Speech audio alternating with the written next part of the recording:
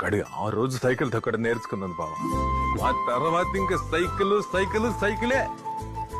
దాన్ని తొక్కడం, తొడవడం, ఆయిలింగ్ చేయడం ఇదే పని నాకు.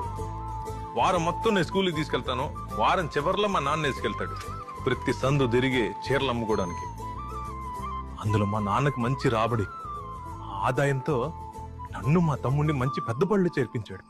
ఇంటి నుంచి బాగా దూరమే. సరే సైకిల్ ఉంది కదా అని పంపించారు. లేకపోతే బస్సులోనే కదా బడి తిరగాలి. ఆ ఖర్చుకి అక్కడ ఉంది దిక్కు. మొదటి రోజేమో రే తమ్ముడిని భద్రంగా తీసుకొస్తావు కదా అని అడిగాడు. ఆ రోజు సాయంత్రం భద్రంగా స్కూల్కి వెళ్ళి వచ్చేసాం. ఆ రోజు నుంచి ఇంకా మనిషి ఏమనుకున్నాడో ఏమో కానీ నన్ను ఇంకేమీ అడగలేదు బావా. పేరు పెట్టుకోడు పిలిచేవాడు కాదు. పెద్దోడు వచ్చాడా, పెద్దోడు భోజనం చేశాడా అని నేనంటే భలే నమ్మకం మనిషికి. అంత సింగ్ మనకి లేదు బావా.